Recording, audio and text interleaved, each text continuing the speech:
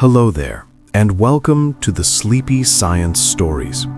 Tonight, we explore the hidden wonders of fruits. Did you know bananas are berries? Strawberries hide hundreds of tiny fruits, and cherries may even help you sleep? Every fruit tells a story of ancient gardens, patient cultivation, and surprising secrets waiting to be discovered.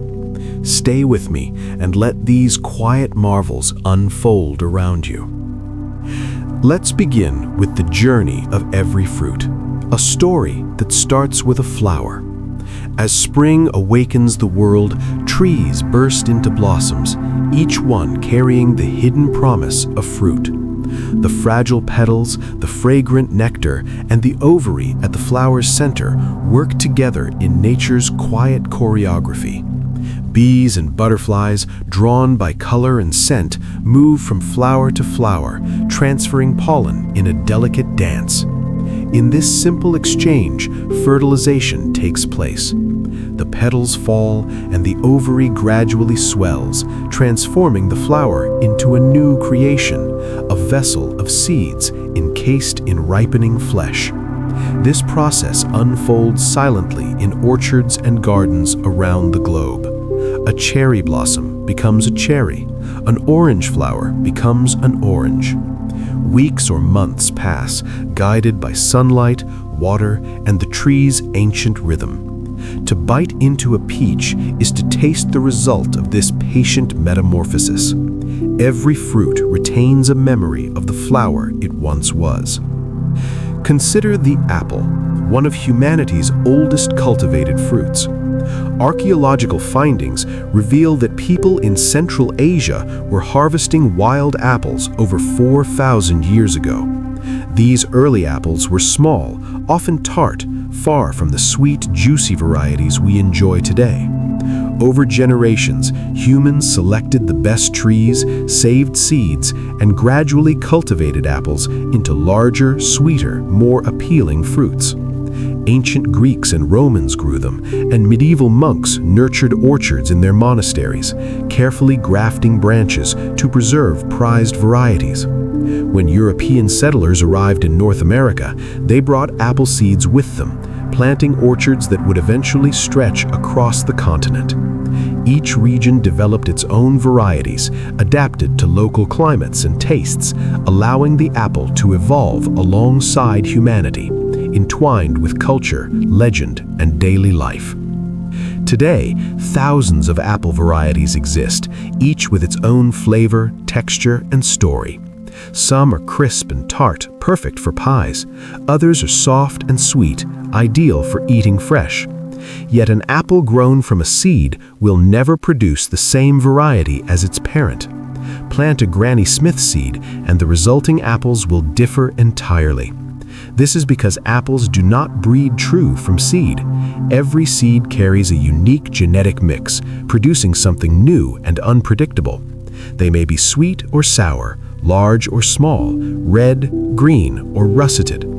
This natural variation is why growers rely on grafting. A branch from a beloved tree is attached to a rootstock, ensuring the new tree produces identical fruit. Honeycrisp, Fuji, Pink Lady, these are all clones, branches tracing back to a single original tree. In this sense, each apple variety becomes a living lineage, a form of botanical immortality. The first Macintosh tree was discovered in 1811 in Canada, and every Macintosh apple you taste today comes from that same ancestral tree, preserved through generations of careful grafting. Not all fruits are what they seem. Take bananas and strawberries, for instance. Botanically speaking, bananas are berries, but strawberries are not.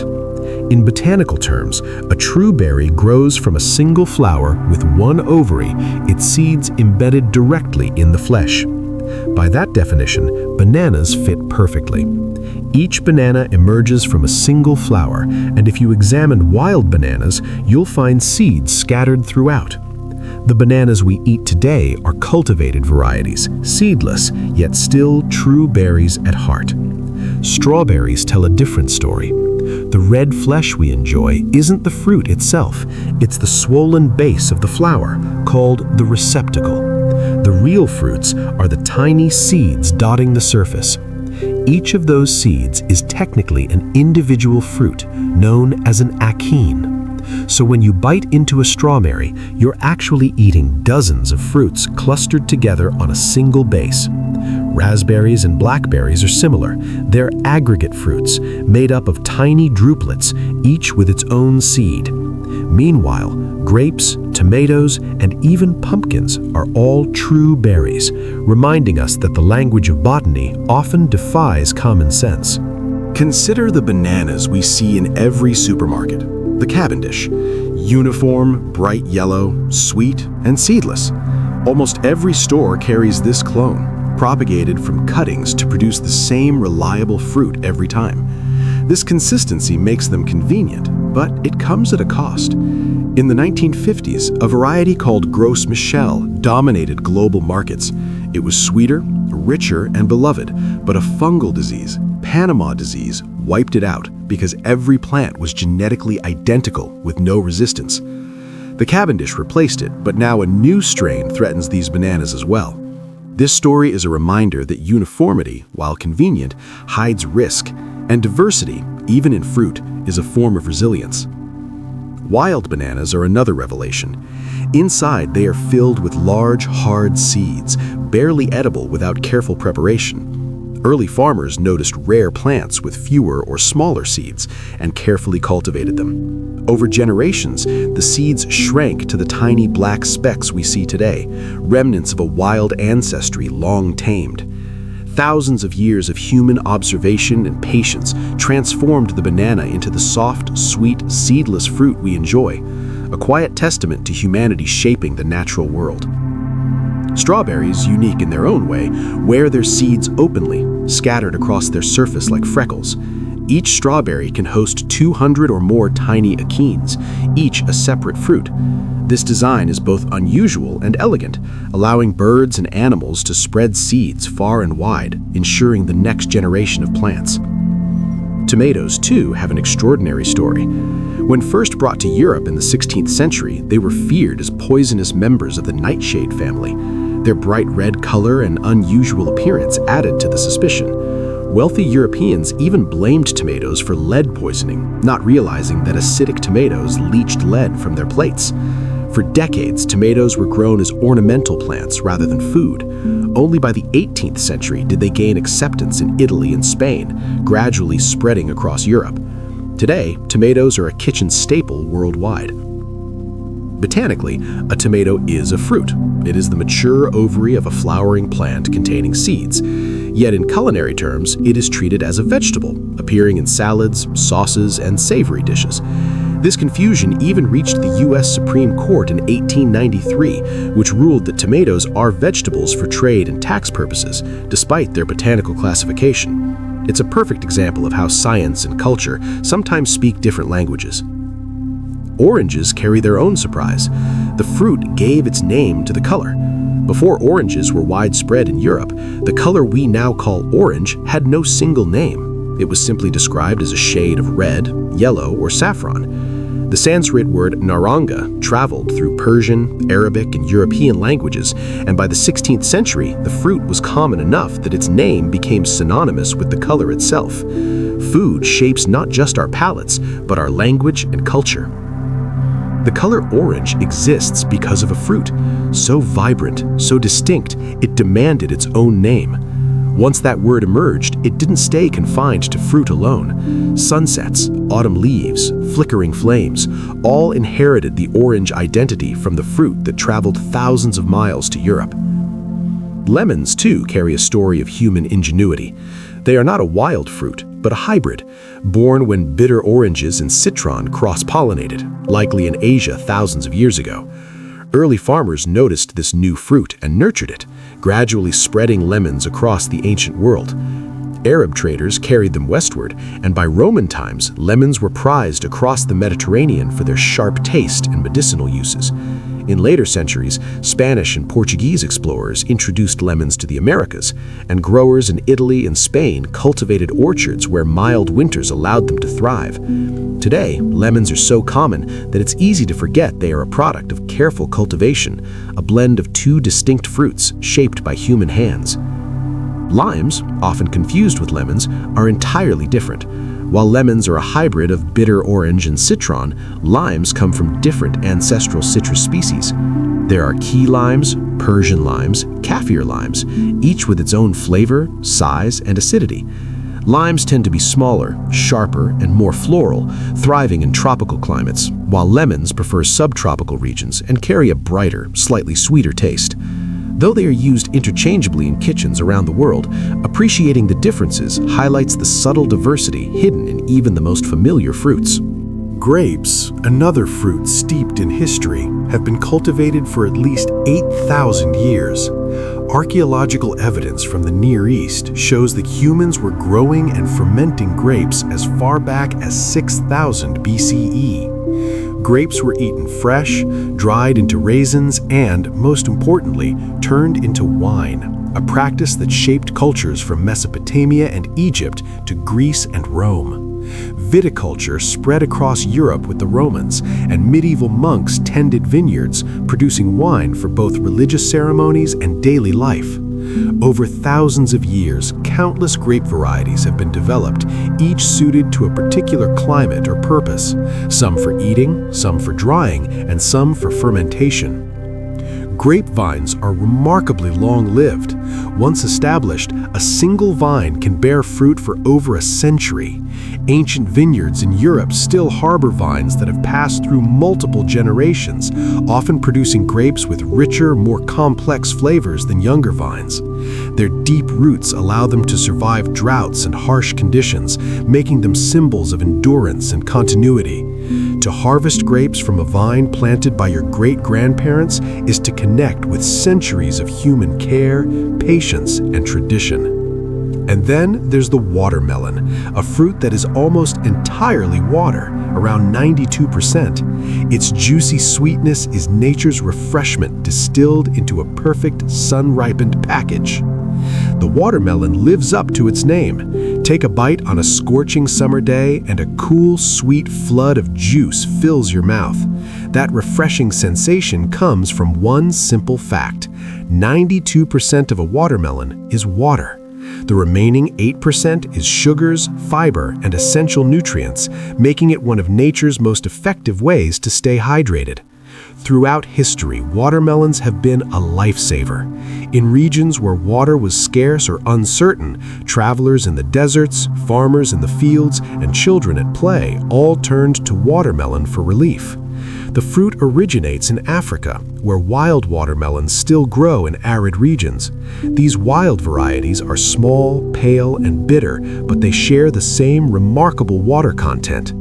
Early humans recognized this value and gradually cultivated the fruit, selecting for sweetness, size, and flavor.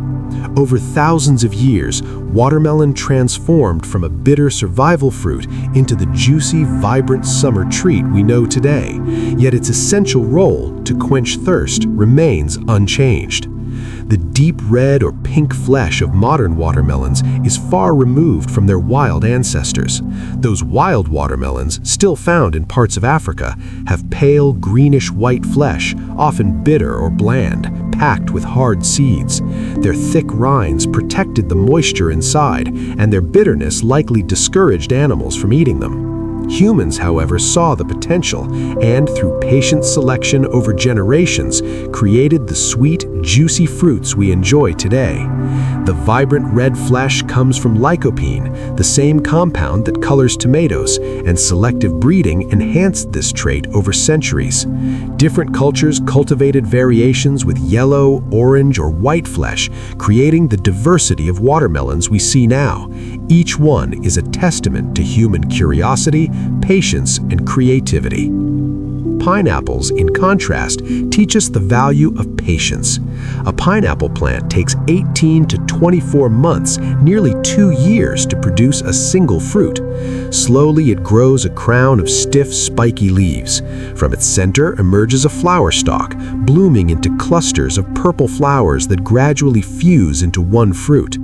Each pineapple is actually a collection of many small berries merged together, with the hexagonal patterns on its surface marking the boundaries of these fused fruits. Over time, the fruit swells, ripens, and turns golden yellow, filled with sweet, tangy juice.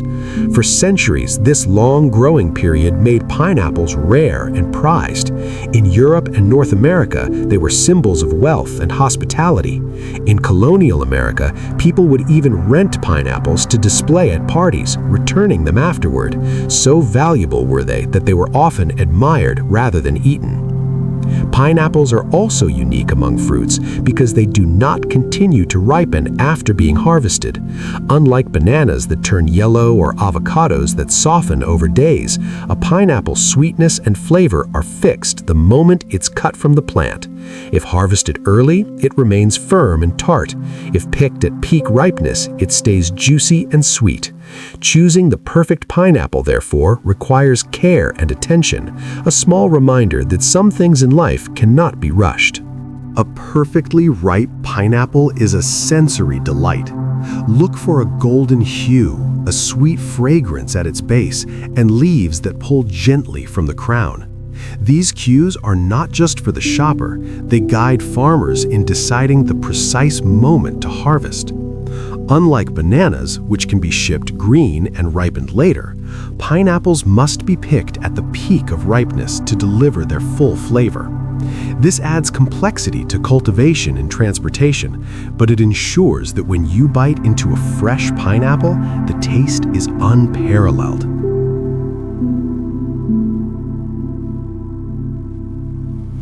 The spiky crown of a pineapple holds more than decoration. It is a seed of new life.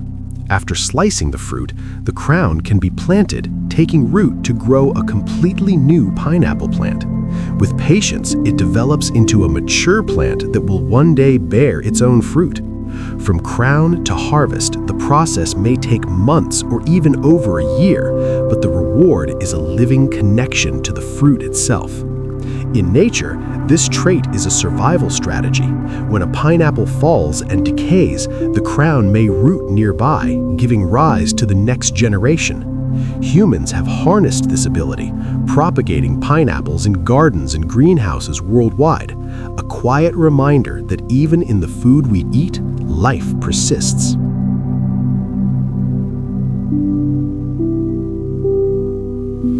The mango, beloved for its luscious, juicy flesh, belongs to a surprising botanical family. It is part of the Anacardiaceae family, which also includes cashews, pistachios, and even poison ivy. This connection may seem odd, but these plants share traits in flowering, fruiting, and chemistry. Mango trees are evergreen giants capable of living for centuries. Each fruit develops from a single flower, forming a fleshy drupe that encloses a large flat seed. The skin and sap contain compounds called urushiol, the same chemicals found in poison ivy.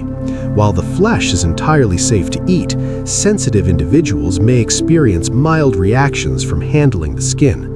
This hidden relationship between mangoes and nuts is a fascinating glimpse into the surprising kinships within the plant world.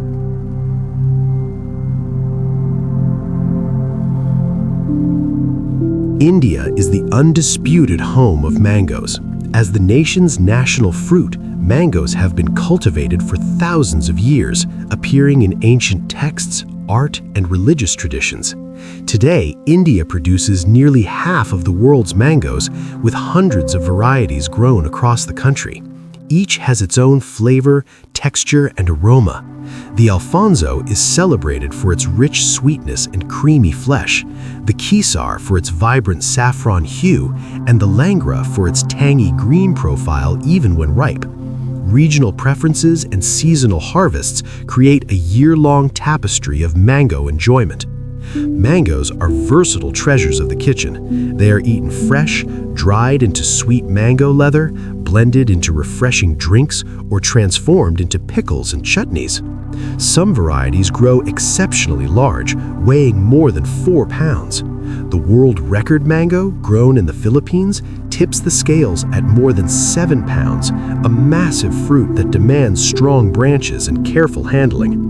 From the smallest Alfonso to the giant record-breaking varieties, every mango tells a story of patience, cultivation, and human admiration.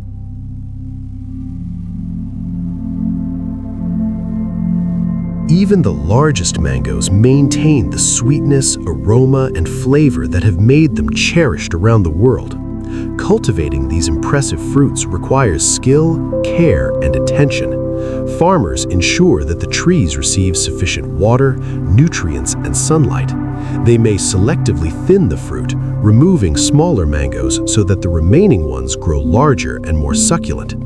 The result is almost astounding, a single mango capable of providing enough flesh for an entire family. In these fruits, nature's generosity is on full display.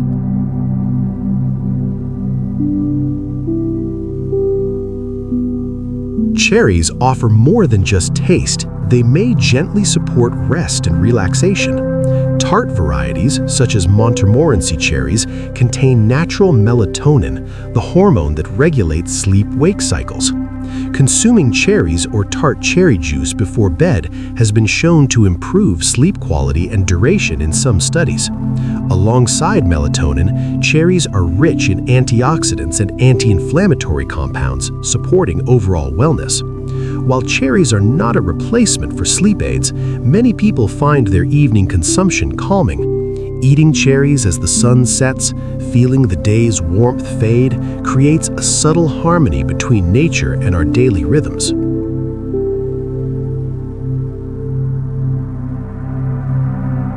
Long before the fruit appears, cherry trees announce the arrival of spring through delicate blossoms. In Japan, the blooming of cherry blossoms is celebrated through hanami, the centuries-old tradition of gathering beneath the trees to admire the fleeting flowers. Families spread blankets, share meals, and watch petals drift like snow. These blossoms, typically small, 5-petaled, and clustered along branches, hold the potential for cherries. Though many fall unfertilized, their purpose purely aesthetic. The fleeting beauty of cherry blossoms embodies mono no aware, the Japanese awareness of life's impermanence. The petals bloom, people gather, then vanish within days, only for the tree to quietly set fruit, continuing the cycle of beauty transforming into nourishment. Blueberries are among the few fruits native to North America. Long before European settlers arrived, indigenous communities gathered wild blueberries, eating them fresh, drying them for winter, and incorporating them into traditional dishes. These berries were a vital source of nutrients, sweetness, and sustenance, varying with the seasons. Wild blueberries still thrive across North America, particularly in the northeastern United States and Canada. Smaller than modern cultivated varieties, they boast an intense flavor and deep, dark hue. Commercial cultivation began in the early 20th century when botanists selectively bred high-yield varieties for farms.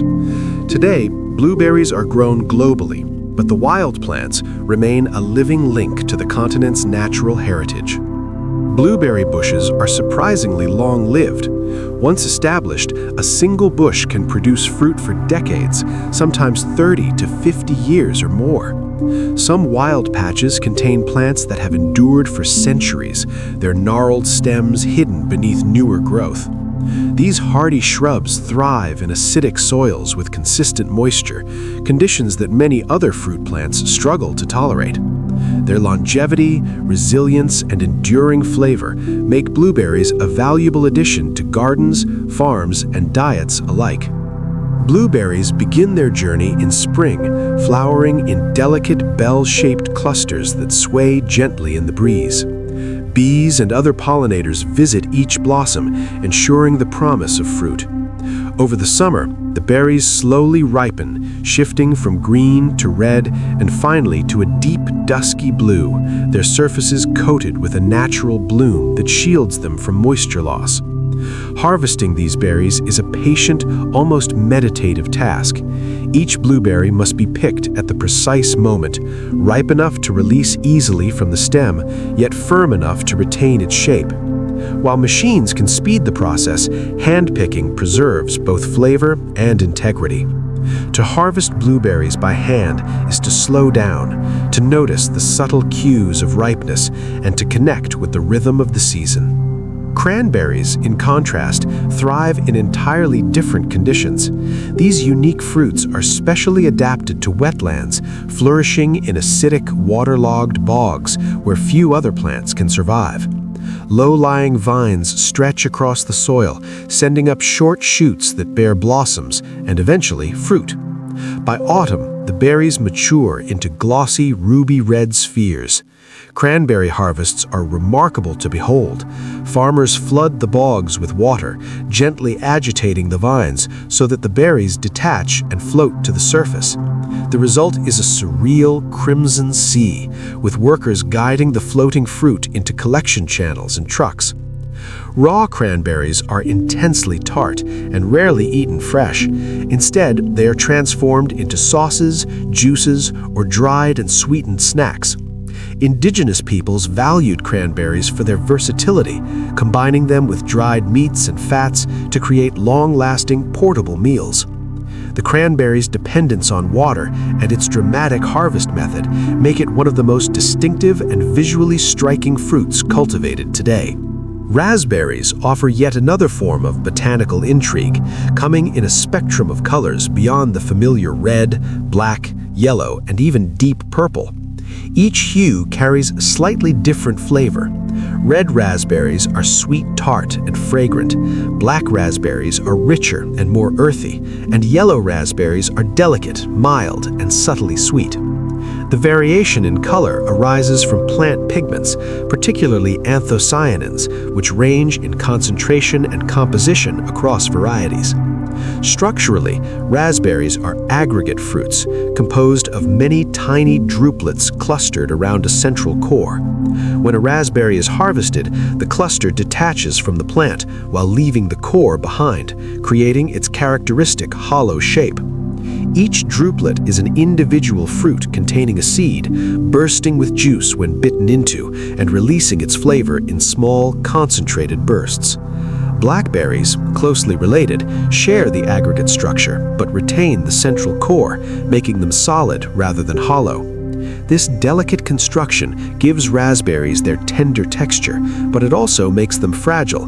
They bruise easily and spoil quickly. Yet it is precisely this ephemeral quality, their fragile sweetness and fleeting perfection, that makes raspberries so enchanting to eat and to admire. Raspberries are fleeting fruits, best enjoyed soon after harvest. Their delicate nature means they spoil quickly, offering a moment of sweetness that must be savored while fresh. Blackberries, on the other hand, grow with wild abandon along roadsides, forest edges, and untamed fields. In late summer, their thorny canes stretch outward, forming dense thickets that shelter birds and small wildlife. Wild blackberries are smaller than cultivated varieties, but often pack a more intense, complex flavor. As the season progresses, a single cane can display white blossoms, unripe red berries, and fully ripe black fruit all at once. Harvesting these wild berries requires patience and care. The thorns snag clothing and scratch skin, but the reward is a taste of nature's untamed bounty. Eaten fresh, blackberries are a perfect balance of sweetness and tartness. Cooked into jams or pies, they develop rich, layered flavors rarely found in cultivated varieties. Modern agriculture has introduced thornless blackberries, bred for ease of harvest and larger size. While convenient for gardeners and farmers, these varieties often lack the depth of flavor and firmness of their wild counterparts. The trade-off between practicality and taste highlights a recurring theme in cultivation, balancing accessibility with the full intensity of nature. Yet thornless blackberries have brought the fruit closer to more people, allowing backyard gardens to flourish safely and farms to harvest efficiently. Peaches and nectarines share an intimate botanical connection. Genetically, they are nearly identical. The difference lies in a single gene controlling the fruit's skin. When the gene is recessive, the result is the smooth-skinned nectarine. When dominant, the fuzzy peach emerges. Aside from this skin distinction, both fruits offer the same juicy, sweet flesh, the same large central pit, and identical growing requirements. Originating in China and cultivated for thousands of years, both have become beloved worldwide. The name nectarine evokes nectar, hinting at the fruit's rich sweetness. In the past, nectarines were considered rarer and more exotic, but today the choice between peach and nectarine is largely one of personal preference. The fuzz on a peach is functional as well as aesthetic. It helps protect against insects, fungal infections, and excessive water loss in the sun, creating a natural shield for the delicate flesh beneath. Plums, like peaches and nectarines, display remarkable diversity. Their colors range from deep purple and vibrant red to golden yellow and even green. Flavors vary just as widely. Some plums are tart and tangy, while others are sweet and succulent. The flesh may be firm or soft with shades of yellow or red, reflecting both centuries of cultivation and the wide geographic range in which plums thrive. This diversity is a testament to human care and observation, shaping the fruit to suit taste preferences and climates while preserving its natural charm. European plums tend to be smaller and firmer, with a deep, complex flavor that makes them ideal for drying. These dried plums are what we know as prunes. Japanese plums, in contrast, are larger, juicier, and sweeter, the kind most often enjoyed fresh. Over time, growers have also developed hybrid plums that combine traits from different species, producing new textures and flavors. Plum trees themselves are long-lived, capable of bearing fruit year after year. In early spring, their branches are adorned with delicate pink or white blossoms, a fleeting spectacle that signals the promise of the season's harvest. In some cultures, these blossoms are celebrated much like cherry blossoms, appreciated not only for their beauty, but also for the fruit they will eventually yield. Prunes are simply plums that have been dried. The term may sound formal or medicinal, but it is essentially a way to preserve fruit. Only certain varieties, typically European plums with firm flesh and high sugar content, are suited for drying. As the fruit dries, the natural sugars concentrate, creating a sweet, chewy treat that can last for months. For centuries, prunes were essential for keeping fruit available through winter months. Travelers, sailors, and soldiers relied on them as a portable source of nutrition. Today, the industry often markets prunes as dried plums to modernize their image, but the traditional name remains, carrying associations with both health and digestive benefits. Rich in fiber and naturally occurring sorbitol, prunes are gentle on the digestive system. Beyond their functional qualities, they offer layers of flavor, sweet, slightly tart, and deeply caramel-like, a fruit transformed by sun and time. Apricots share a close botanical relationship with peaches, both belonging to the genus Prunus. Smaller than peaches, apricots have smooth skins that range from pale yellow to deep orange. Their flesh is firm and fragrant, less juicy than a peach, but more aromatic, with a sweet tart flavor that becomes more pronounced when ripe. Originating in Central Asia, apricots were carried along trade routes such as the Silk Road, gradually spreading to the Mediterranean, the Middle East, and eventually Europe and the Americas. Each region gave rise to varieties adapted to local climates, resulting in a diverse array of apricots today.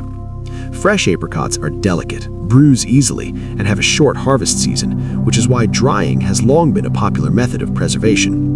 Dried apricots are chewy and intensely sweet, with bright orange varieties often treated with sulfur to retain color, while unsulfurized apricots have a darker hue and richer, less sweet flavor.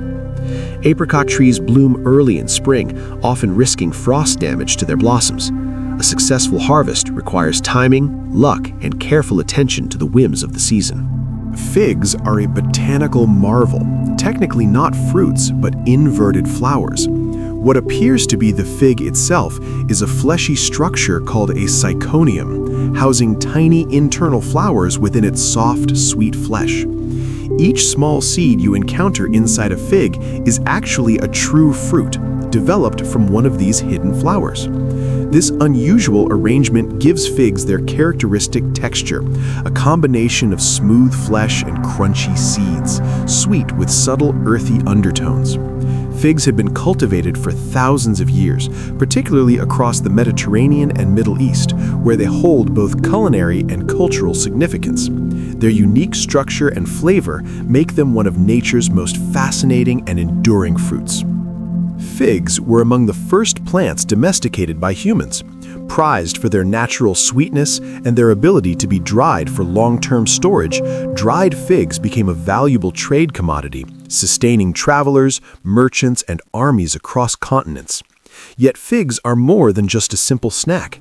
Their biology is surprisingly complex. Many fig species rely on a tiny wasp for pollination, a relationship perfected over millions of years. The female wasp enters the fig through a small opening, losing her wings in the process. Inside, she lays her eggs and pollinates the internal flowers. When her offspring mature, the males mate with the females, then carve an exit for them. The females then fly off to continue the cycle, carrying pollen to new figs. This intricate partnership ensures the survival of both species.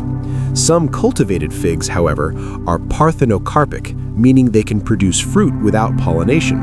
Even so, the ancient dance between fig and wasp remains a hidden story embedded within every fig's sweet flesh.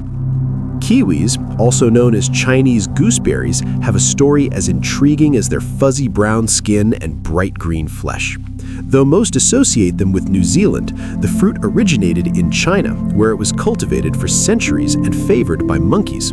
Seeds were brought to New Zealand in the early 20th century, and during the Cold War, growers renamed the fruit kiwi after the nation's iconic bird, giving it a catchy, exotic identity.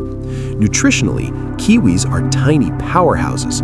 A single fruit contains more vitamin C than a medium orange, along with vitamins K and E, dietary fiber, antioxidants, and edible seeds rich in omega-3s. The skin, often discarded, is also nutritious. Kiwis ripen after harvest, softening over a few days, and offer a flavor that blends strawberry, banana, and melon with a tangy brightness that delights the palate. Dragon fruit, or pitaya, is instantly recognizable for its striking appearance. With bright pink or yellow skin and leaf-like scales, it looks almost otherworldly. Inside, the white or magenta flesh is dotted with tiny black seeds, creating a stunning visual contrast. Despite its dramatic exterior, the flavor is mild, subtly sweet, and lightly melon-like, with a texture similar to kiwi but less juicy. Native to Central and South America, dragon fruit grows on night-blooming cacti and is now widely cultivated in Southeast Asia.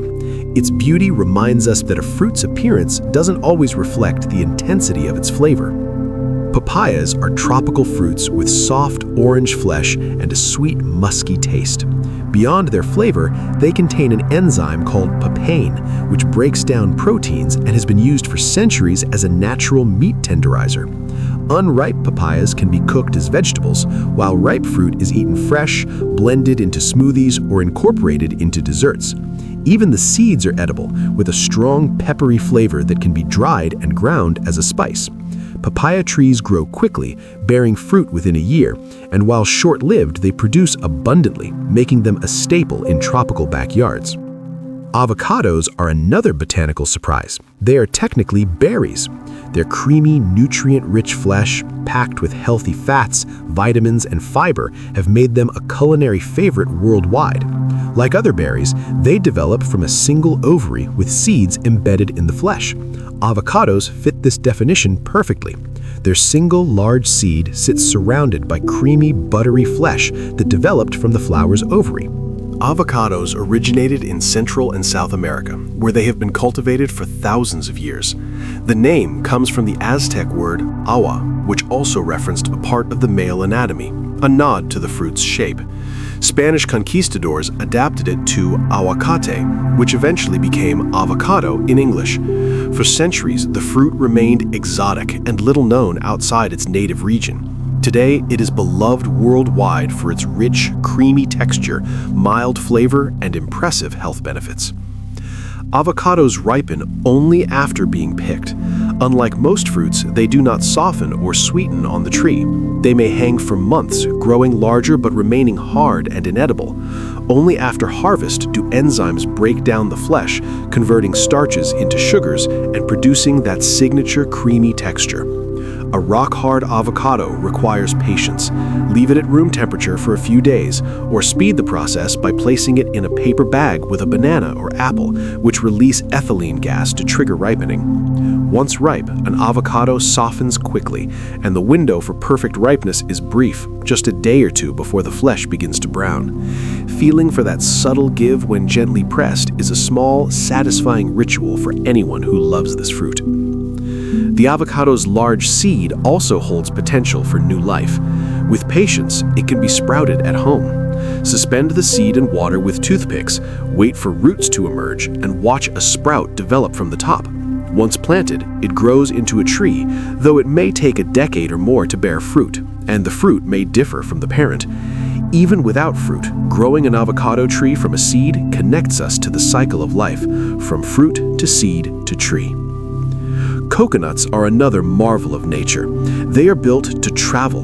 Their hard shell and fibrous husk make them buoyant, allowing them to float across oceans for thousands of miles. Inside, the seed is protected, and the coconut water provides nourishment for germination. When a coconut washes ashore, it can take root and grow into a new palm, spreading coconuts naturally across the tropics long before human intervention. Humans also carried coconuts, planting them wherever they settled, making the fruit a symbol of both survival and global connection. Botanically, a coconut is not a nut, but a drupe, a fruit with a hard stone enclosing a seed. The familiar brown shell with white flesh is the seed, while the fibrous husk forms part of the fruit's outer layers. This design protects the seed, provides energy for the young palm, and ensures survival even after long journeys at sea.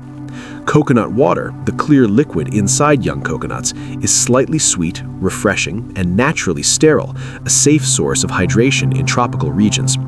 Coconut milk, by contrast, is made by grating mature coconut flesh and extracting the liquid, producing a rich, creamy ingredient used in cooking. Though they come from the same fruit, water and milk offer very different experiences. Then there's durian, often called the king of fruits in Southeast Asia.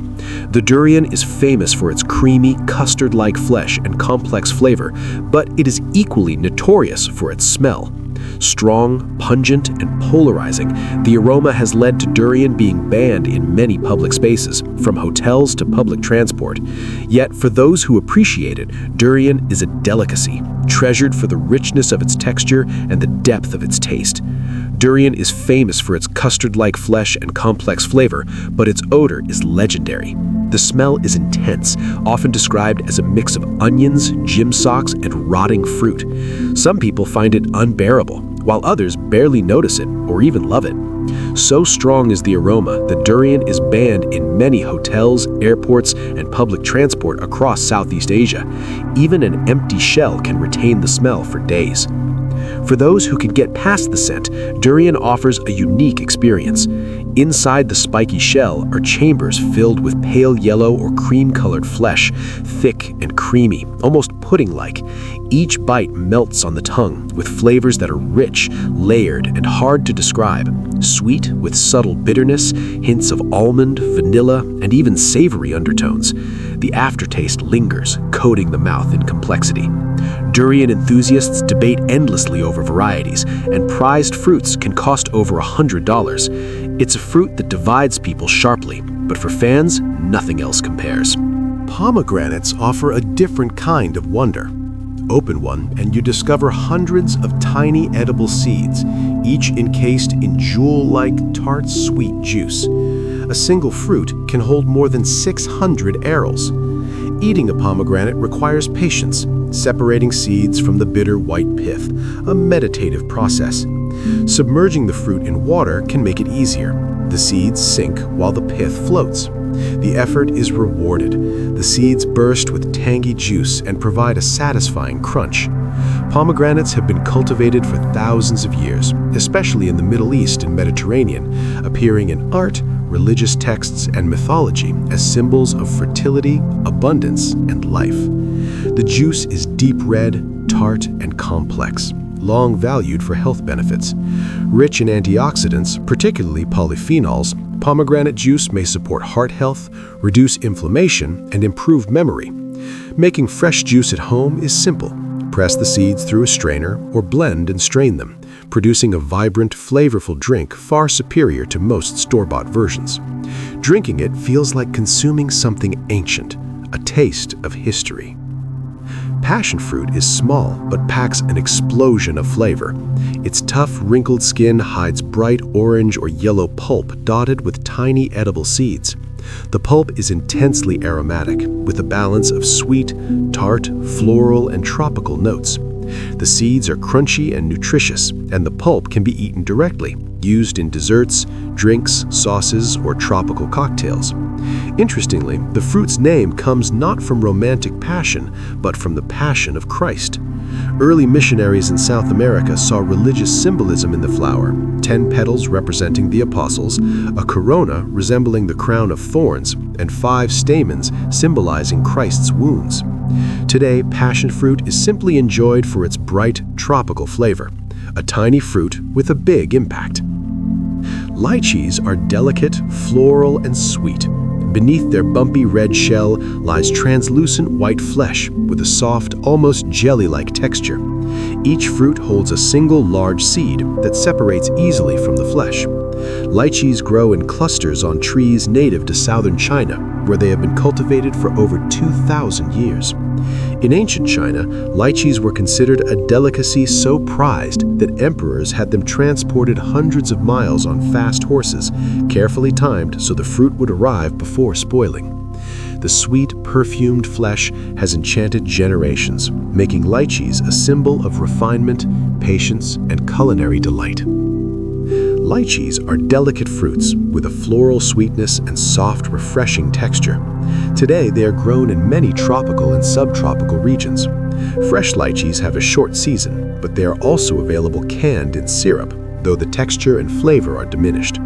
Dried lychees, sometimes called lychee nuts, have a chewy, raisin-like texture with concentrated sweetness. Eating fresh lychees is a sensory pleasure. The floral aroma, soft texture, and juicy flesh combine into an experience that feels both exotic and refreshing. Each fruit is small and easily eaten in a few bites, encouraging you to enjoy several at once. Star fruit, also known as carambola, is instantly recognizable for its 5-pointed star shape. When sliced crosswise, each piece forms a perfect star. Ripe star fruit is golden yellow, crisp, and juicy, with a flavor that is mildly sweet with a hint of tartness. The entire fruit is edible, skin and all. Some varieties are sweeter, perfect for eating fresh or using as a garnish, while more sour types add bright acidity to dishes. Star fruit grows on small trees native to Southeast Asia, producing fruit abundantly in clusters over several weeks. Interestingly, the fruit contains a compound called caramboxin, which can be harmful to people with kidney problems. For most people, however, it is safe and enjoyable, a reminder that even natural foods can have specific cautions. Guavas are tropical fruits with a sweet, musky aroma and distinctive grainy texture, somewhat like a pear. The skin can be green, yellow, or pink, while the flesh ranges from white to deep pink or red. Small, hard seeds are scattered throughout. They are edible, though some prefer to remove them. Guavas are nutritional powerhouses, with more vitamin C than most citrus fruits and high fiber content, much of it from the seeds. In tropical regions, guavas grow easily in backyards and produce abundantly. They can be eaten fresh, sliced with a sprinkle of salt or chili powder, juiced, or made into thick, sweet preserves used in desserts and pastries. Even the leaves have uses in traditional medicine, brewed into teas for digestive health. Guavas may not have the fame of mangoes or pineapples, but in the regions where they grow, they are deeply cherished. Persimmons, called pimmons in some regions, are beautiful, glossy orange fruits. But eating them unripe can be a memorable and unpleasant experience. unripe persimmons are intensely astringent, coating the mouth with a dry, puckering sensation caused by tannins. There are two main types. Astringent varieties, like hachia, must be fully ripe and soft before eating, transforming into sweet, jelly-like flesh. Non-astringent varieties, like fuyu, can be eaten while still firm because their tannins are naturally lower. Ripening a persimmon requires patience, often left at room temperature until soft. Some people speed the process by freezing the fruit, which breaks down the tannins. In Japan, dried persimmons called hoshigaki are a traditional delicacy. The fruits are hung and massaged over weeks until they develop a sweet, chewy texture with a delicate, sugary coating. Dates are among the oldest cultivated fruits in human history. In the arid regions of the Middle East and North Africa, date palms provided sustenance, shade, and materials for daily life. The fruit is sweet and energy-dense, able to be stored for long periods, making it invaluable where other crops struggled. Dates grow in large clusters on tall palms, with each tree producing hundreds of pounds of fruit annually. They start green and hard, gradually ripening to a soft, caramel-like consistency. Fresh dates are plump and moist with rich, honeyed sweetness, while dried dates are chewier with concentrated flavor. There are many varieties. Medjool dates are large, soft, and intensely sweet, often called the king of dates, while Deglet Nur dates are smaller, firmer, and mildly sweet. Dates are not just food. They are a connection to history, tradition, and the endurance of civilizations in harsh climates. Figs and dates were among the first cultivated fruits, chosen for their sweetness, storability, and adaptability to harsh climates. Archaeological evidence suggests figs were cultivated in the Jordan Valley more than 11,000 years ago, possibly even before grains. Dates have a similarly ancient history, with cultivation in Mesopotamia dating back at least 5,000 years. These fruits sustained nomads crossing deserts, laborers building ancient monuments, and early civilizations in regions where other crops struggled. They were traded across vast distances, their sweetness a luxury long before sugar existed. To eat a fig or date today is to taste fruits that have nourished humanity for millennia, largely unchanged in their essential character. Breadfruit is the largest fruit that grows on a tree, sometimes weighing up to 80 pounds. Its thick, spiky green exterior hides chambers filled with sweet yellow flesh surrounding large seeds. The flesh is stringy with a flavor that combines banana, mango, and pineapple, while the seeds, when cooked, are starchy and nutty like chestnuts. In regions where breadfruit grows, nothing goes to waste. Ripe fresh is eaten fresh or cooked. Unripe fruit is used as a meat substitute in savory dishes, and the seeds are roasted or boiled. Breadfruit has become popular in vegetarian and vegan cuisine in the West, but it has been a staple in South and Southeast Asia for centuries. The tree itself is valuable for wood, food, and shade, making it a vital resource in tropical regions. Rambutan is a close relative of the lychee, easily recognizable by its hairy red or yellow exterior. The name comes from the Malay word rambut, meaning hair. The soft, spine-like hairs peel away to reveal translucent white flesh that is sweet, juicy, and slightly firmer than lychee. Inside is a single seed, sometimes clinging to the flesh, which is generally not eaten. Rambutans grow in clusters on prolific trees that thrive in hot, humid climates. In Southeast Asian markets, they are sold by the kilogram, piled high in vibrant heaps of red and yellow. For first-time eaters, the hairy exterior can seem intimidating, but inside is a fruit that is simple, refreshing, and satisfying.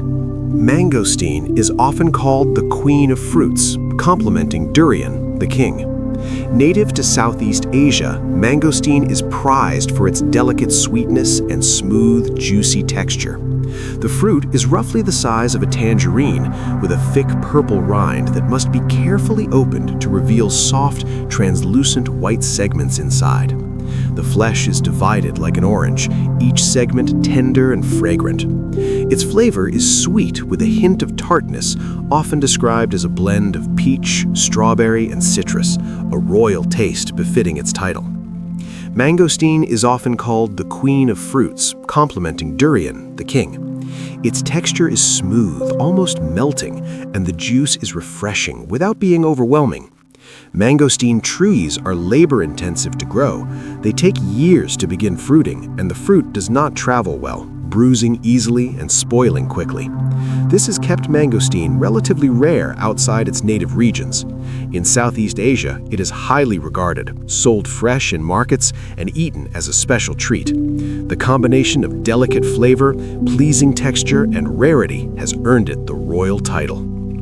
Dragon fruit grows on a climbing cactus. Despite its exotic appearance, the plant is humble. The cactus attaches itself to trees, fences, or other supports and produces large, fragrant flowers that bloom at night, attracting moths and bats for pollination. After the flowers fade, the fruit develops into its distinctive, bright, spiny form. Dragon fruit plants are surprisingly easy to grow in warm climates, requiring little water and thriving in poor soil. The contrast between the cactus's rough, thorny stems and the smooth, colorful fruit it produces is striking. To witness a dragon fruit cactus in bloom is to see a brief moment of nighttime beauty. Pomelos are the largest citrus fruits, sometimes weighing several pounds. They resemble oversized grapefruits, though often more pear-shaped and have thick rinds that protect the sweet, mild flesh inside. Peeling a pomelo is a process, almost a ritual. Once the rind is removed, generous segments of juicy citrus are revealed, with membranes that are often bitter and discarded. The flesh can be white, pink, or red, with a flavor sweeter and less tart than grapefruit. Native to Southeast Asia, pomelos are eaten fresh, used in salads, and in Chinese culture associated with prosperity, often given as gifts during Lunar New Year. The effort required to peel and enjoy a pomelo makes it eating an intentional, slow, and satisfying experience. The diversity of citrus fruits comes from just 3 original species: citron, pomelo, and mandarin. Through natural and human-guided cross-pollination, these species gave rise to oranges, lemons, limes, grapefruits, and more. Oranges are hybrids of mandarins and pomelos. Grapefruits are hybrids of sweet oranges and pomelos. Lemons descend from bitter oranges and citron. Limes have various parentages. Each hybrid blends traits from its ancestors, creating unique flavors, textures, and uses. This citrus family tree showcases nature's adaptability and humanity's ingenuity, a collaboration that fills our tables with vibrant, flavorful fruits. Cume-cuts are tiny citrus fruits, eaten whole, skin and all. The sweet skin balances the tart flesh, giving a unique flavor experience. Their firm, slightly chewy texture contrasts with juicy seeds inside. Often grown as ornamental shrubs, cume-cuts hang like miniature lanterns on the branches, bright orange and decorative. The name comes from the Cantonese word for golden orange. Cultivated in China for centuries, they were introduced to Europe and the Americas in the 19th century.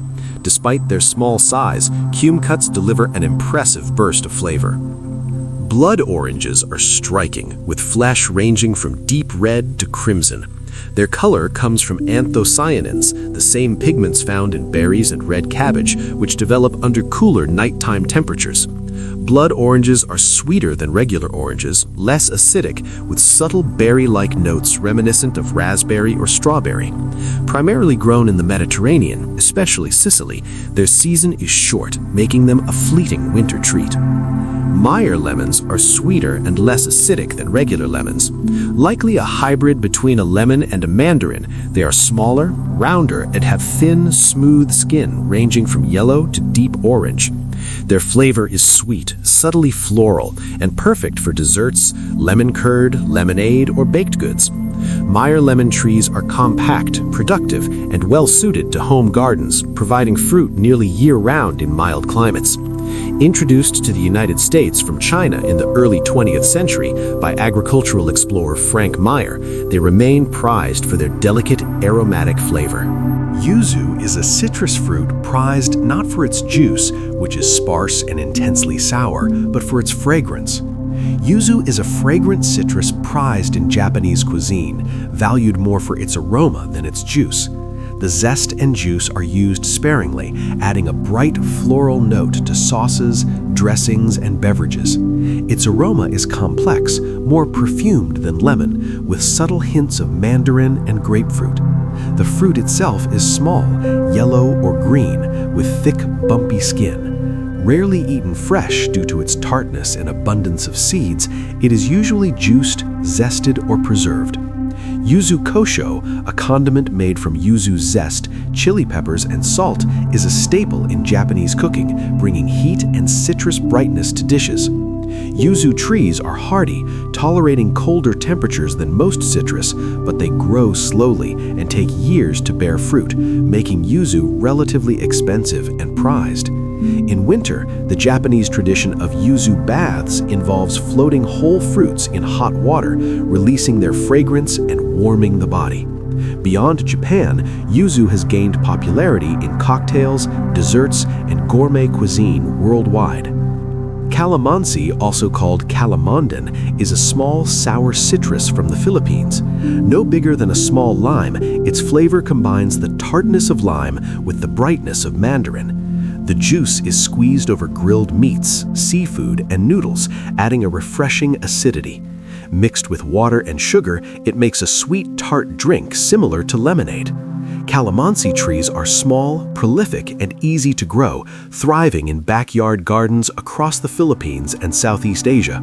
While the juice is sometimes bottled commercially, fresh fruit is always preferred.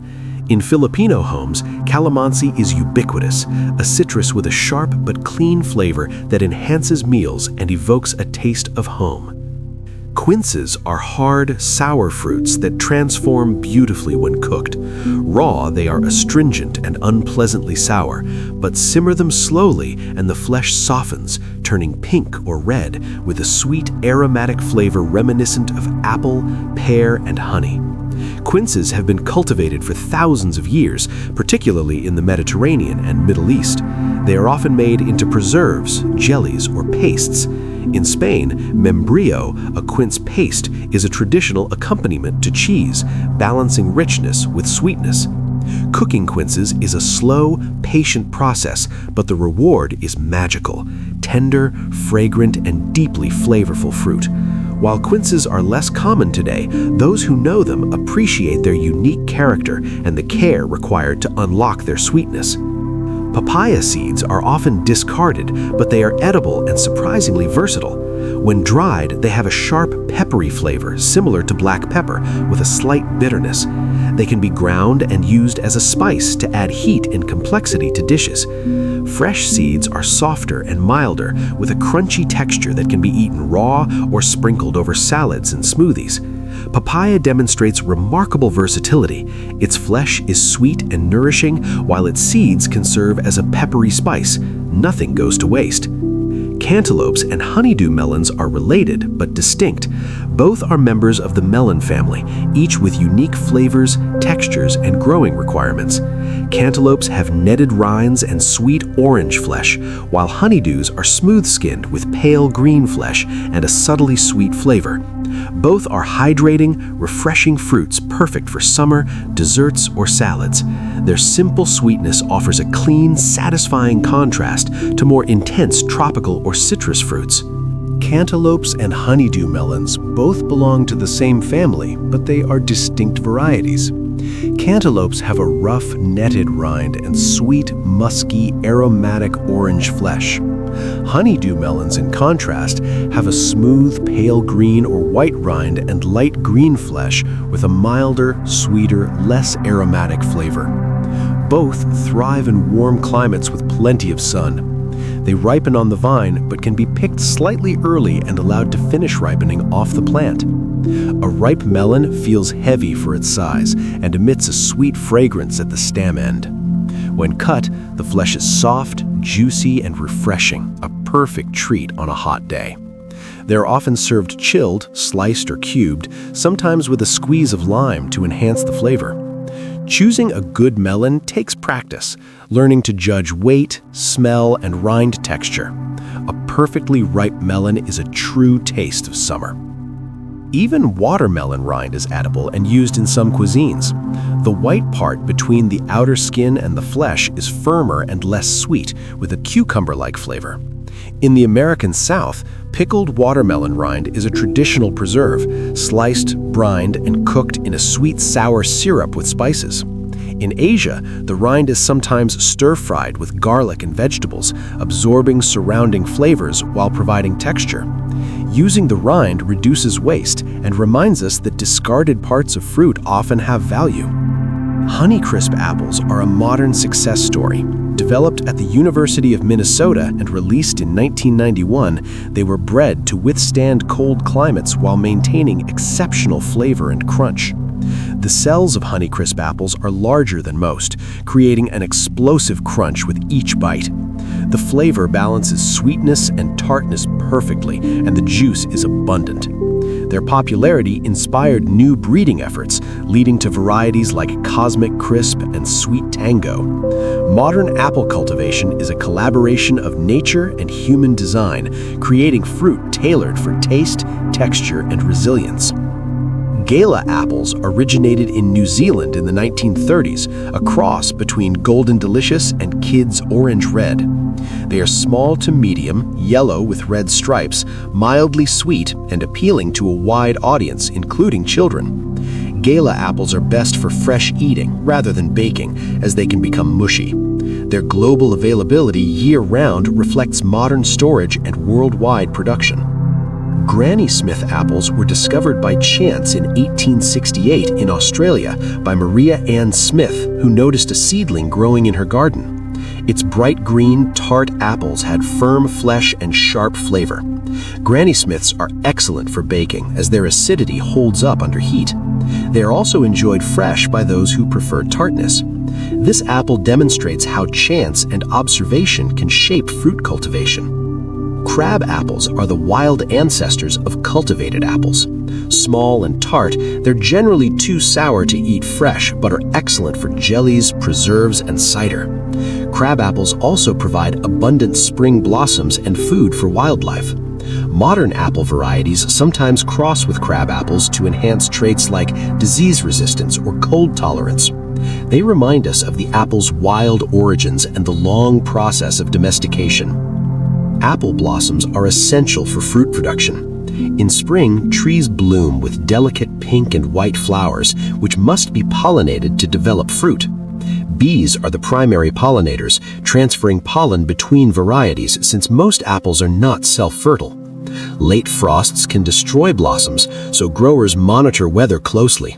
Once pollinated, the blossoms fall and tiny apples begin to grow, slowly maturing through the summer for an autumn harvest. Oranges may turn green again in warm climates.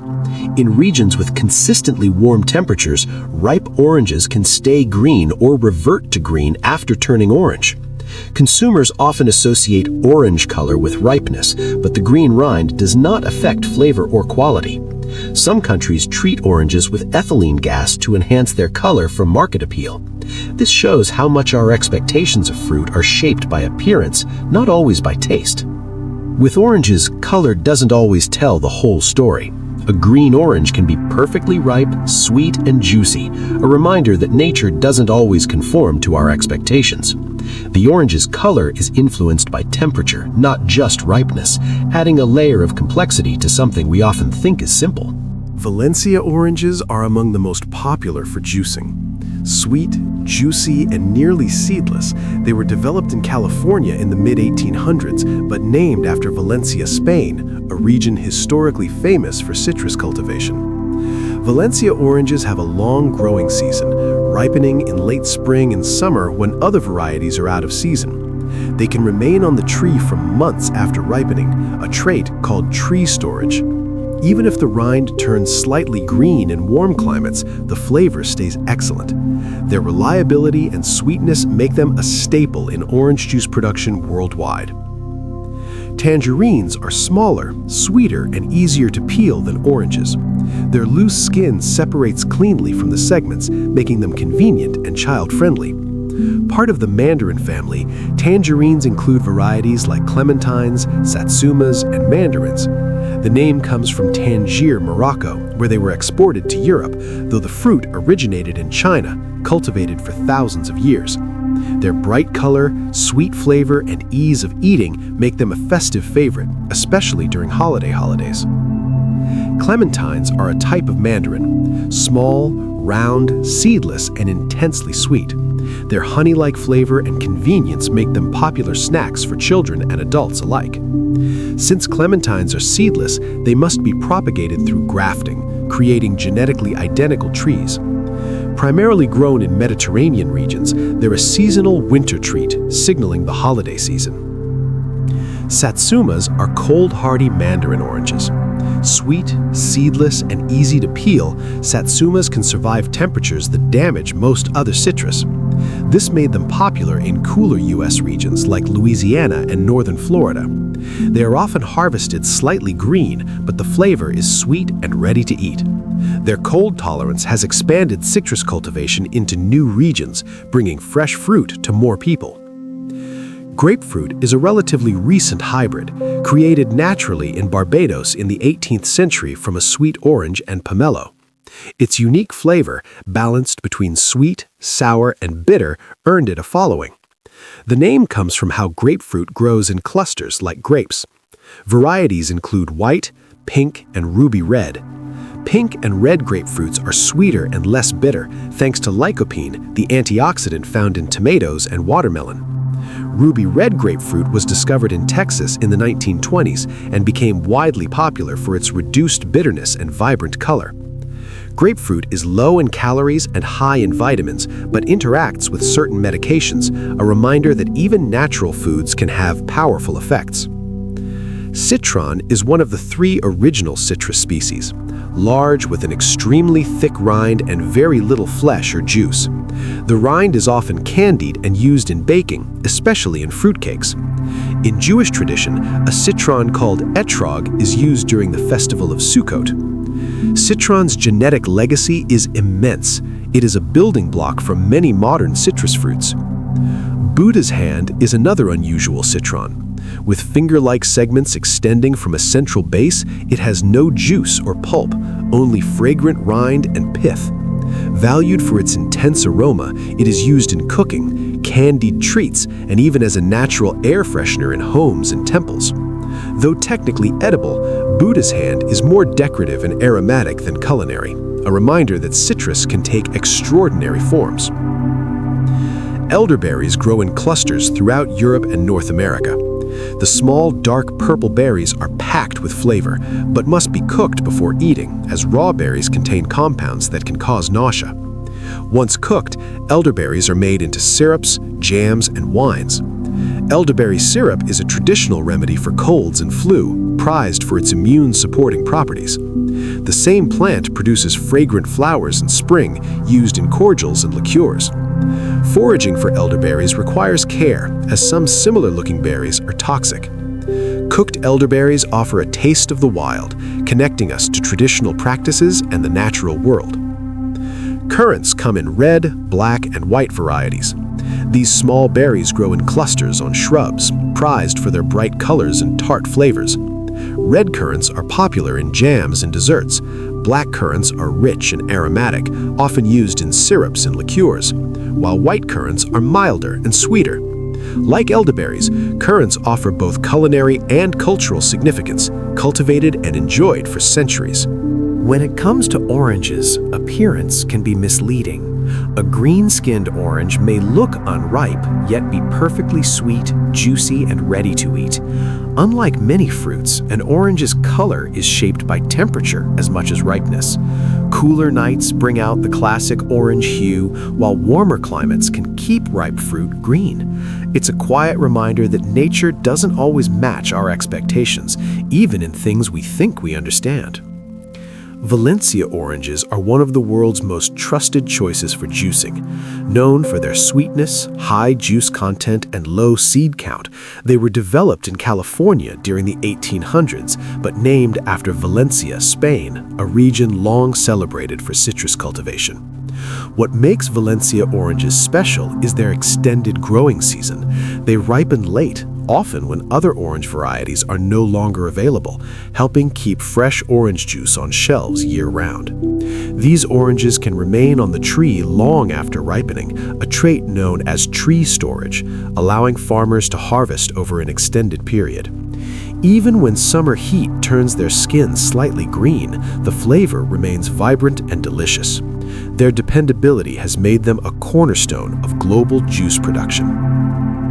Tangerines offer a sweeter, gentler citrus experience. Smaller than oranges and wrapped in loose, easy-to-peel skin, they are convenient, low-seed, and perfect for quick snacking. Their flavor is sweeter and less acidic, with a subtle, spicy aroma that sets them apart. Tangerines belong to the mandarin family, alongside varieties like clementines and satsumas, each slightly different yet united by their sweetness and ease of peeling. The name traces back to Tangier, Morocco, where the fruit was once shipped to Europe, although mandarins themselves originated in China thousands of years ago. Today, tangerines are closely tied to winter traditions, often appearing during Christmas as festive, colorful treats. Clementines are prized for their seedless convenience and honey-sweet flavor. Small, smooth, and easy to peel, they require no cutting or preparation, making them ideal for children and busy adults. Their sweetness is bright and clean, with very little tartness. Because they don't produce seeds, clementine trees are propagated through grafting, meaning every tree is essentially a genetic clone of the original. Most are grown in Spain and Morocco, and their short seasonal window makes them feel like a special winter arrival, a signal that the holiday season has begun. Satsumas stand out for their resilience. These mandarins can tolerate colder temperatures than most citrus, allowing them to grow in regions where other varieties struggle, including parts of the southern United States. They are seedless, delicately sweet, and famously easy to peel, with soft, loose skin that slips away effortlessly. Often harvested while still slightly green, satsumas are fully ripe in flavor long before their color deepens. Their mild sweetness and limited storage life make them best enjoyed fresh, a reward for cooler climate citrus growers. Grapefruit is a relative newcomer in citrus world. It emerged naturally in Barbados during the 18th century as a hybrid between sweet orange and pomelo. Its bold balance of sweet, sour, and bitter flavors quickly earned attention. The name comes from the way the fruit grows in grape-like clusters. Grapefruit varieties range from white to pink to ruby red, with red and pink types offering a sweeter, less bitter taste. During the 20th century, grapefruit became a breakfast staple and a symbol of healthy eating in the United States. While it is rich in vitamins and low in calories, it can interact with certain medications, a reminder that even natural foods can have powerful effects on the body. Ruby red grapefruit brought a major shift in popularity. Discovered in Texas in the 1920s, its deep pink flesh comes from lycopene, the same antioxidant found in tomatoes and watermelon. Sweeter and more visually appealing than white grapefruit, it made the fruit more accessible to people who previously found grapefruit too bitter.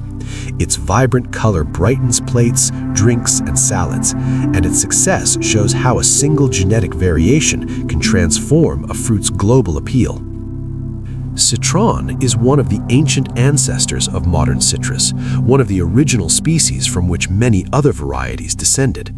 Unlike juicy oranges or lemons, citron contains very little pulp. Instead, it is valued for its thick, fragrant rind, which is often candied and used in baked goods such as fruitcakes. Citron holds cultural and religious importance as well, particularly in Jewish tradition, where the etrog plays a role in the festival of Sukkot. Though rarely eaten fresh, citron's aromatic peel and genetic legacy make it one of the most influential fruits in citrus history. Buddha's hand is a striking offshoot of citron, instantly recognizable by its finger-like segments. It contains no juice or flesh, only intensely fragrant rind and pith. Valued more for scent than flavor, it is used as a natural perfume in homes and temples, as well as in cooking and candying. Its dramatic appearance makes it as much a visual wonder as a culinary ingredient, proof that fruit can be beautiful, symbolic, and surprising. elderberries grow in dark clusters on shrubs across Europe and North America. Though flavorful, they must never be eaten raw due to naturally occurring compounds that can cause illness. Once cooked, however, they become rich and complex, commonly transformed into syrups, jams, and wines. Elderberry syrup has long been used as a traditional cold remedy, valued for its deep color and tart, earthy taste. The same plant also produces delicate elder flowers in spring, used in fragrant cordials and liqueurs.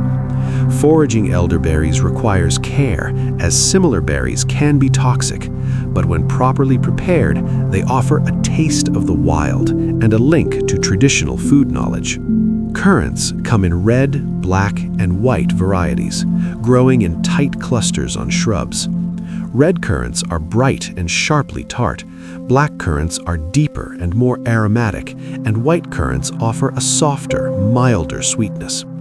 Widely used in jams, desserts, syrups, and drinks, currants have been enjoyed for centuries, small berries with bold flavor and lasting cultural significance. Currants appear in three main colors: red, black, and white, each with its own character. Red currants are bright and sharply tart, often softened with sugar and transformed into jellies, sauces, and glazes. Black currants are deeper and more complex, with a musky, almost floral intensity. They are exceptionally rich in vitamin C, surpassing most other fruits. White currants are the gentlest of the three, milder, sweeter, and far less common. For much of the 20th century, black currants were banned in the United States because they carried a disease harmful to white pine trees.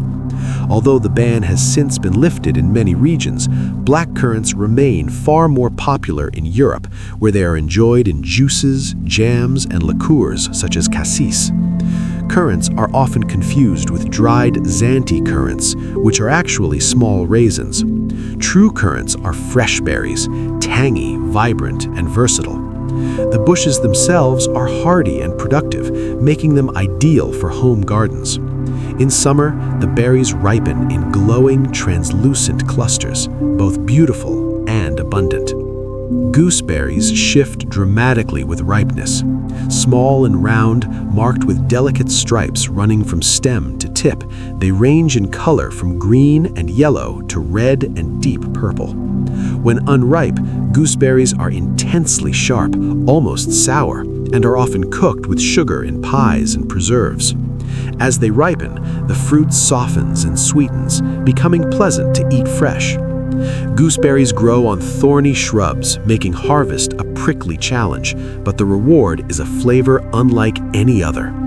In Britain, gooseberry fool, a blend of cooked fruit and cream, remains a classic dessert.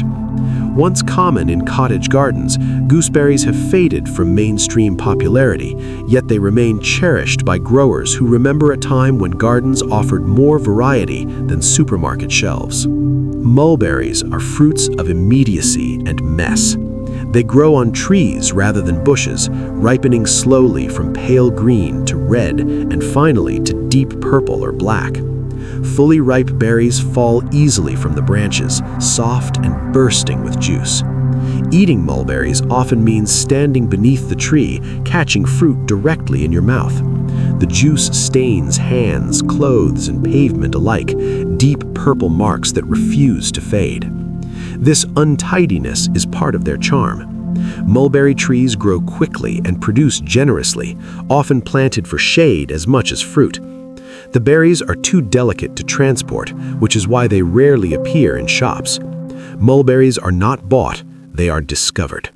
In many cultures, the leaves of the mulberry tree are even more valuable than the fruit, serving as food for silkworms and supporting silk production for thousands of years.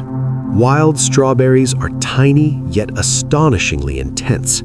Found in forests and meadows, these berries are no larger than a fingernail, but their flavor is concentrated and complex in a way cultivated strawberries rarely achieve. Known in French as fraises des bois, they have been prized for centuries and appear in folklore as symbols of fleeting pleasure. Finding them requires patience, scanning the ground, spotting small flashes of red beneath leaves. Modern strawberries are hybrids, bred for size, durability, and transport rather than flavor. Something was gained in convenience, but something was lost. Eating wild strawberries is a slow ritual, gathering berry by berry, rewarded with a taste that lingers long after it's gone. Strawberries themselves are remarkably adaptable. They grow across temperate and cool regions worldwide, from California to Scandinavia. In some places, strawberries are harvested year-round. In others, they arrive briefly in late spring and early summer, eagerly anticipated and quickly gone. While global supply keeps strawberries on shelves throughout the year, locally grown fruit picked at peak ripeness offers a flavor no shipment can match. Strawberry farming has evolved from small garden patches to vast commercial fields, yet the appeal remains unchanged: sweet red fruit that signals warmth, sunlight, and outdoor meals. Strawberry plants spread through runners, long horizontal stems that reach outward, take root, and form new plants. This allows strawberries to multiply rapidly, filling space and ensuring survival. Gardeners use this trait to expand their patches, while commercial growers often remove runners to concentrate energy on fruit. Watching runners creep across the soil is a quiet lesson in plant strategy: reproduction through abundance. Raspberries follow a 2-year rhythm. Their canes live for 2 seasons. In the first year, primo-canes grow tall and leafy but bear no fruit. In the second year, those same canes, now floricanes, flower and fruit, then die back. New primo-canes rise to replace them. This cycle means a raspberry patch always contains different generations at once. Some varieties, known as everbearing, produce fruit on first-year canes as well, offering 2 harvests each year. Growing raspberries requires patience and understanding, trusting the cycle, pruning carefully, and allowing renewal to take its course. Blackberries come armed or unarmed. Wild varieties are fiercely thorny, making harvesting an act of endurance. Cultivated thornless varieties were bred for ease, allowing growers to collect fruit without scratches or torn clothing.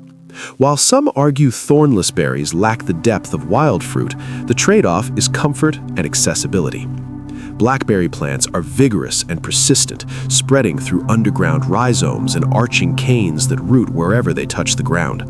Left unmanaged, they can take over, but with care, they reward growers with heavy crops year after year. Boysenberries are hybrids born of experimentation. Created in the 1920s by Rudolf Boysen, they combined traits of raspberry, blackberry, and loganberry.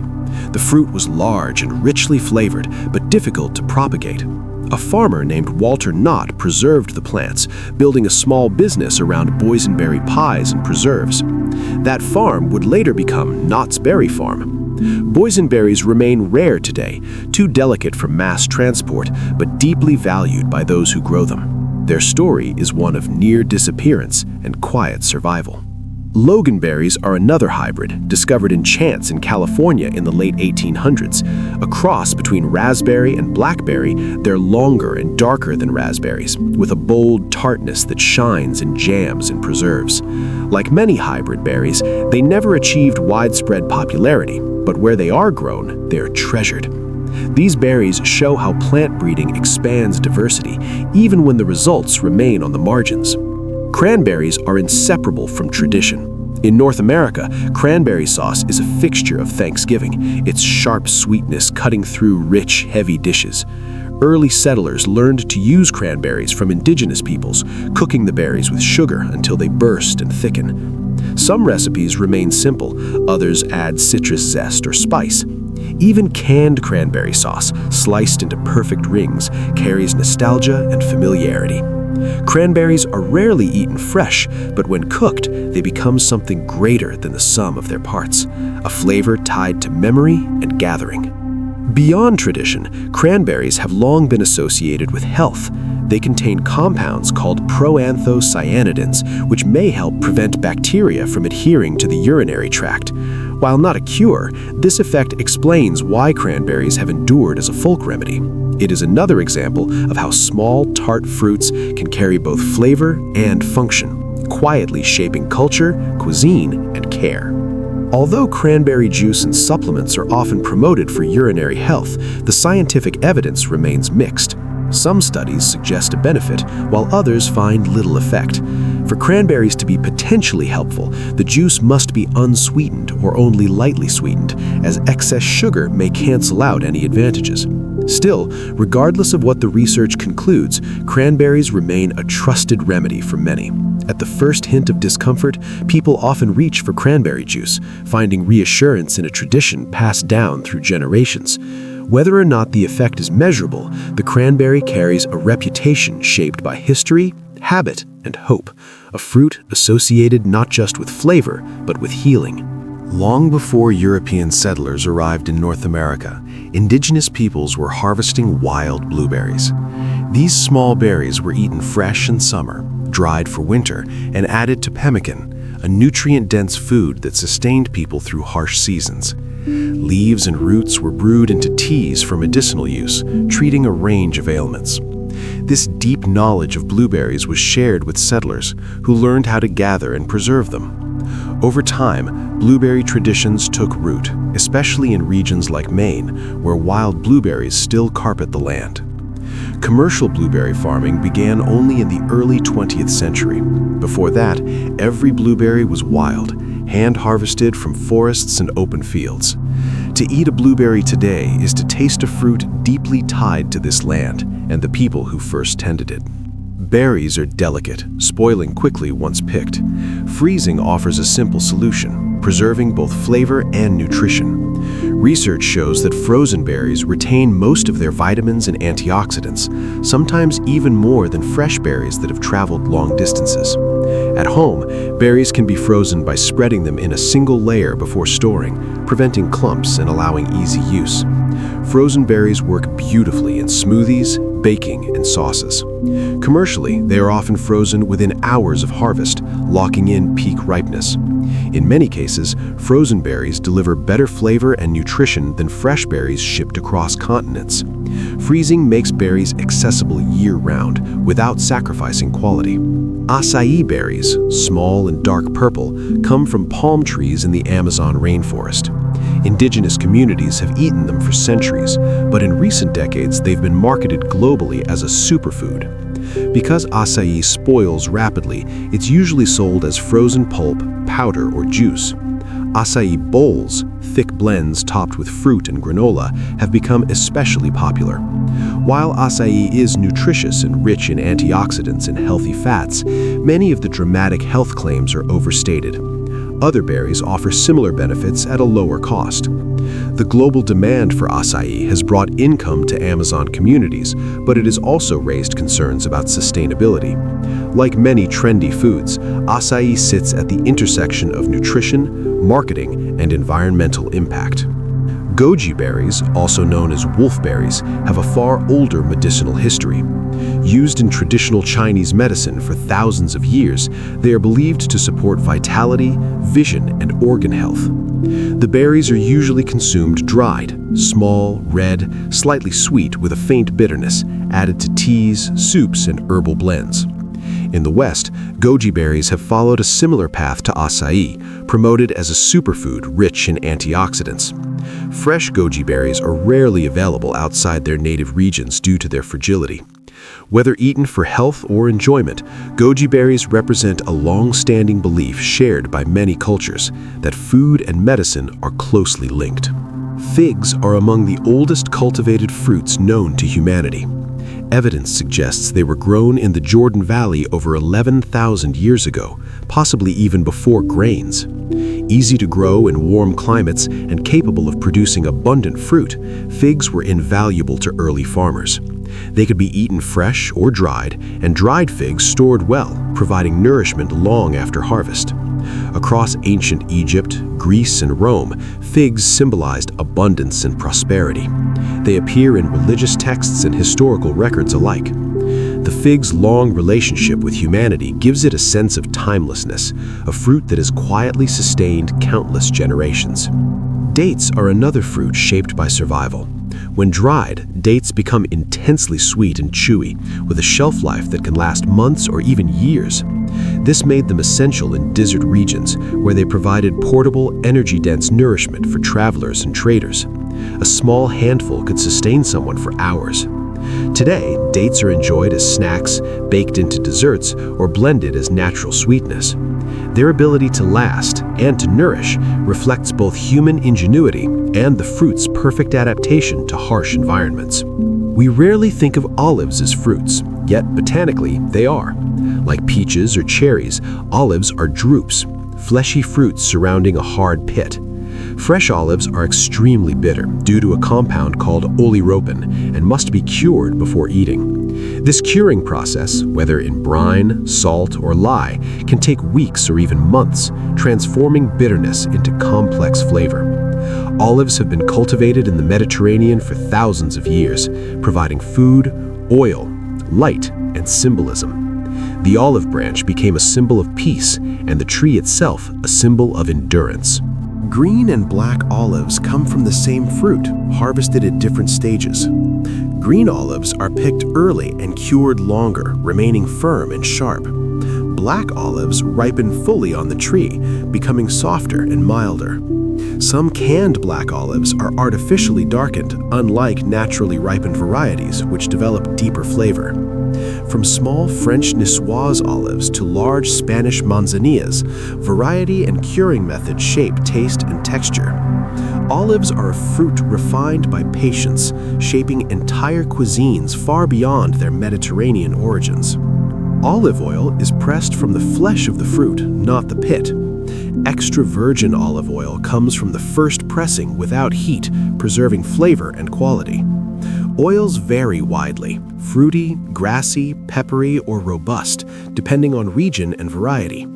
Like wine, olive oil can be tasted and evaluated. Used for cooking, finishing dishes, or simply dipped with bread, olive oil has been central to Mediterranean diets for millennia. Olive trees themselves are among the most enduring cultivated plants on Earth. Some still producing fruit are over 1,000 years old. Their twisted trunks and silver-green leaves reflect centuries of history.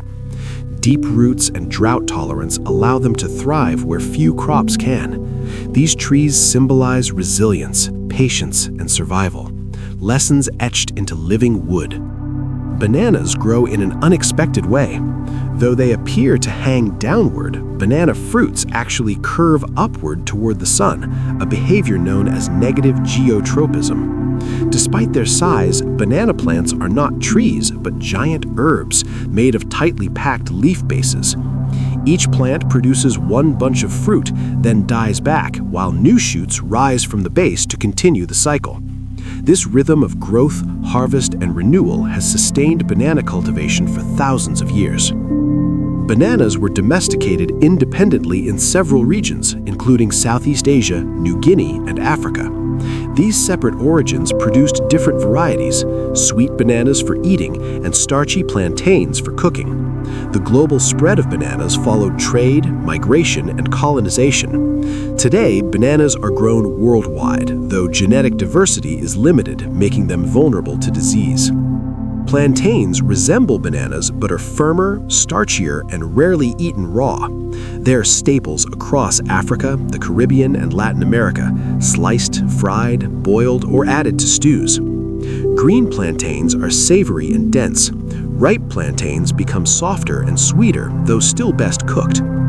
Understanding the difference between bananas and plantains is essential in many cuisines, where they serve entirely different roles. Finally, there is the pawpaw, North America's largest native fruit and one of its best-kept secrets. Growing in shaded forests, pawpaws ripen in late summer, offering creamy, custard-like flesh with flavors reminiscent of banana, mango, and vanilla. Highly perishable and easily bruised, pawpaws resist commercial farming and remain largely unknown outside their native range. Their season lasts only a few weeks. Once ripe, they must be eaten quickly.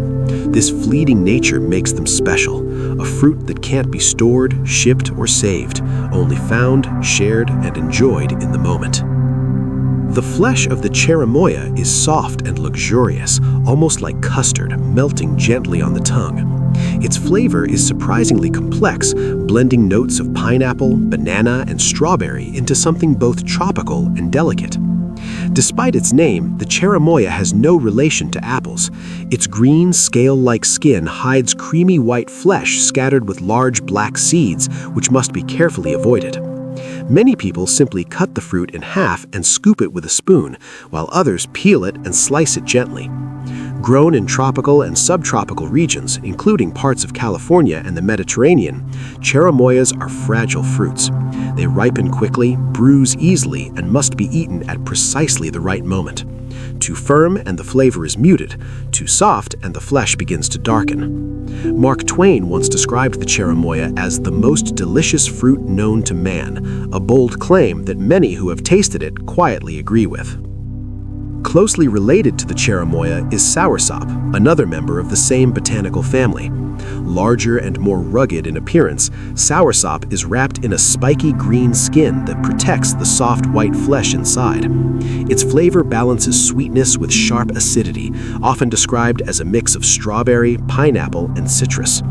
Because it spoils quickly, soursop is rarely eaten fresh outside the regions where it grows. Instead, it is blended into juices, smoothies, and frozen desserts. Fibrous pulp adds body and texture, while inedible seeds must be carefully removed. Across tropical regions of Latin America and the Caribbean, soursop is cherished for its refreshing taste. Though it has a long history in traditional medicine, its enduring popularity comes from flavor alone, a bright, unmistakably tropical character. Persimmons are fruits that demand understanding. There are two main types, and each must be eaten differently. Hachia persimmons are intensely astringent until fully ripe. They must be allowed to soften completely, becoming almost jelly-like before they are enjoyable. At that stage, the flesh is rich, sweet, and best eaten with a spoon. Fuyu persimmons, by contrast, can be eaten while still firm. Crisp and mildly sweet, they are sliced into salads or enjoyed like apples. Confusing the two can lead to disappointment. Biting into an unripe hachia is an experience few forget. Persimmons ripen in autumn, often hanging bright orange on bare branches long after the leaves have fallen. The sight is striking, fruit suspended in cold air, marking the quiet close of the season. In Japan, persimmons undergo an extraordinary transformation through a traditional drying process known as hoshigaki. The fruits are peeled, hung, and gently massaged over several weeks to encourage even drying. Slowly, their bitterness fades, sugars concentrate, and a natural crystalline coating forms on the surface. The result is a chewy, intensely sweet delicacy made not by machines, but by patience and touch. Hoshigaki are often given as gifts, especially around the New Year, symbolizing prosperity and sweetness ahead. Each piece carries the memory of hands that shaped it day after day, waiting for time to do its quiet work. Starfruit, with its unmistakable shape, offers both beauty and nourishment. Rich in vitamin C and low in calories, it is a refreshing fruit with a crisp texture and gentle flavor. Sliced crosswise, it forms perfect stars, making it a favorite garnish for salads and drinks. While safe for most people, starfruit contains compounds that can be harmful to those with kidney conditions, a reminder that even natural foods interact with bodies in different ways. For others, it remains a light, visually striking fruit that delights both eye and palate. Guava trees, too, offer more than their fruit alone. Their leaves are commonly brewed into tea, especially in regions where guava grows freely. Guava leaf tea is mild and slightly bitter, traditionally consumed to support digestion and general well-being.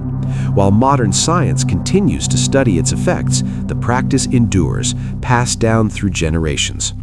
Using both fruit and leaf reflects a holistic relationship with plants, one that values the whole, not just the sweet reward. Tamarind grows in long brown pods, each containing sticky, sour pulp wrapped around seeds. That pulp is a cornerstone of cuisines across South Asia, Southeast Asia, Africa, and Latin America. Its sharp tang brings depth to sauces, curries, soups, and drinks. Tamarind paste is made by soaking and straining the pulp into a thick, flavorful concentrate. In India, it defines chutneys and refreshing drinks. In Thailand, it balances noodles and soups. In Mexico, it becomes candy, blended with sugar and chili. Tamarind trees themselves are generous, large, shade-giving, drought-tolerant, and long-lived. Their fruit stores well, making tamarind a valuable companion across centuries of trade and travel. Lychees, rambutans, and longans belong to the same botanical family and share many traits. Each has translucent flesh, a single seed, and a sweet floral flavor. Longans are smaller and smoother, their name meaning dragon eye, a reference to their appearance once peeled. These fruits are often sold side by side in tropical markets, their subtle differences best appreciated through tasting. Together, they represent abundance, summer captured in sweetness. And so, our journey through the world of fruit gently comes to an end. From ancient orchards to tropical groves, from hedgerows to cultivated fields, fruits tell stories of patience, climate, and care. Some ripen only on the tree. Others reveal their true nature through time, heat, or preservation. Each one carries the imprint of human hands and natural forces working together across generations. As you rest now, imagine yourself in a garden at dusk. The air is warm, the light soft and golden. Trees bend slightly under the weight of ripening fruit. Bees hum quietly as their work draws to a close. Somewhere nearby, a single fruit loosens and falls, landing softly on the earth below. You lift one from a branch. Feel its weight. Notice its scent. When you taste it, you taste sun and rain, soil and seasons, time itself made edible.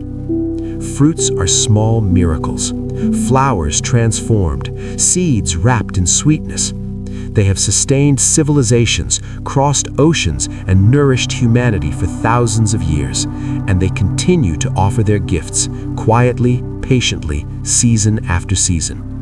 So allow your breath to slow, let these images fade gently into stillness. Rest within the abundance of the natural world, a world that grows, ripens, and offers itself freely to those who pause long enough to notice.